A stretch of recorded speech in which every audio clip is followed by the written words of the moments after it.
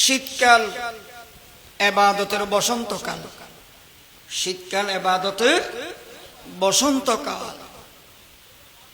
সাহাবায়ে কেরাম শীতকালে রাতের বেলায় নফল নামাজ পড়তেন, কোরআন তেলাওয়াত করতেন, জিকির আজকার করতেন, তাসবিহ তাহলিল আদায় করতেন, বিশেষ করে তাহাজ্জুদ নামাজ আদায় করতেন। দিনের বেলায় নফল রোজা রাখতেন। দিন বড় না ছোট? শীতকালে দিন ছোট, রাত বড়।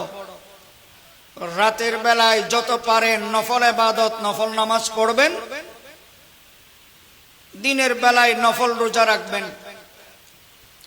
যাদের রমজানের রোজা কাজা আছে, সুবর্ণ সুযোগ, শীতকালে দিন ছোট, কাজাগুলো দ্রুত আদায় করে ফেলেন।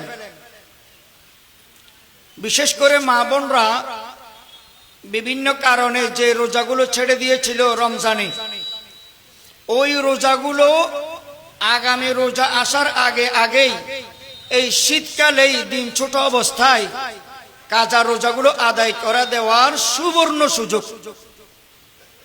আপনার আমার অ্যাকাউন্টেও যে রোজাগুলো বাকি আছে, কাজা আছে, তাড়াতাড়ি রেখে দেন, আর কয়েক মাস পরে তো রোজা। শীতকালে শীতের ডরে ফজরের সময় ওযু না করে তায়াম্মুম করে নামাজ পড়লে নামাজ হবে? নামাজ হবে? হবে না। যতই শীত পড়ুক না কেন, শীতের ভয়ে, শীতের ডরে ফজরের সময় ওযু না করে তায়াম্মুম করে যদি ইবাদত করে নামাজ পড়ে, তার ইবাদত হবে না, তার নামাজ হবে না। শরীয়তে শীতের ডরে তায়াম্মুম করা বৈধ দেয় নাই।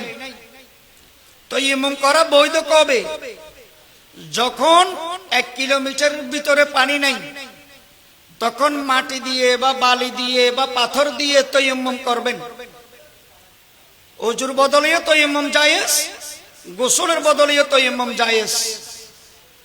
এক তায়াম্মুম দিয়ে একাধিক ওয়াক্ত নামাজ পড়া যায়। তায়াম্মুমে 3 ফরজ: নিয়ত করা, বালিতে বা মাটিতে বা পাথরে হাত মেরে মুখ মাসে করা, আবার হাত মেরে হাতের কোণ সহ মাসে করা। তায়াম্মুমে 3 ফরজ। জানের খতরা, পানি কাটলে রোগ বেড়ে যাবে, সুস্থ হবে না, রোগ বেড়ে যাবে, তাহলে তায়াম্মুম করা জায়েজ। 1 কিলোমিটারের ভিতরে পানি পাওয়া যাচ্ছে না, তায়াম্মুম করবেন, জায়েজ।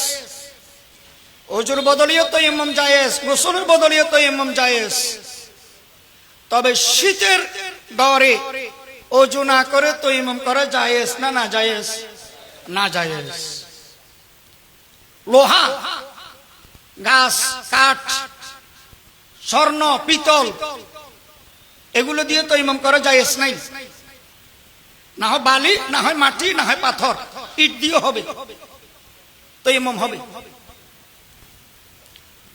তো শীতকালে অনেক মানুষের ঠোঁট, হাতের তালু, পায়ের গোড়ালি, মুড়ি ফেটে যায় শীতে। পৌষ মাস, মাঘ মাসের শীতে পায়ের গোড়ালি ফেটে যায়।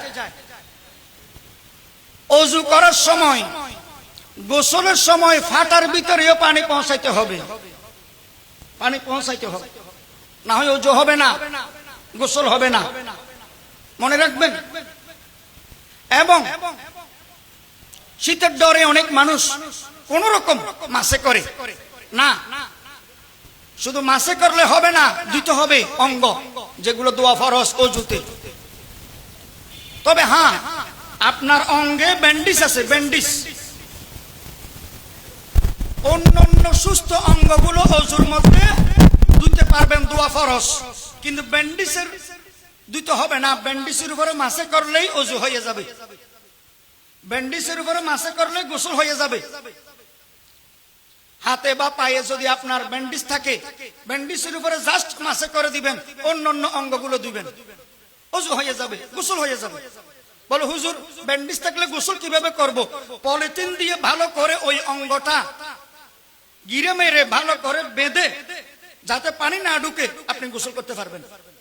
ওই অঙ্গটা শুধু মাসে করবেন। তো শীতকালে অনেক মানুষ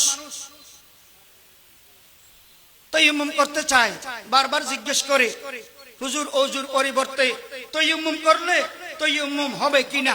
না, কোনোদিনও তায়াম্মুম হবে না। তাই শীতকাল হলো ইবাদতের বসন্তকাল। যত বেশি পারেন রাতের বেলায় নফল ইবাদত, নফল নামাজ আদায় করবেন, আর দিনের বেলায় বেশি বেশি নফল রোজা রাখবেন। বিশেষ করে রাসূল করিম সাল্লাল্লাহু আলাইহি ওয়াসাল্লাম সপ্তাহের প্রতি সোমবার আর বৃহস্পতিবারে নফল রোজা রাখতেন। এই শীতকালে যত পারেন সোমবার আর বৃহস্পতিবার নফল রোজা রাখেন।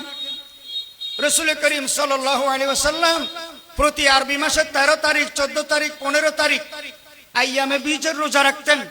সুবর্ণ সুযোগ এই তিনটা, প্রতি আরবি মাসে এই তিনটা রোজা রাখা।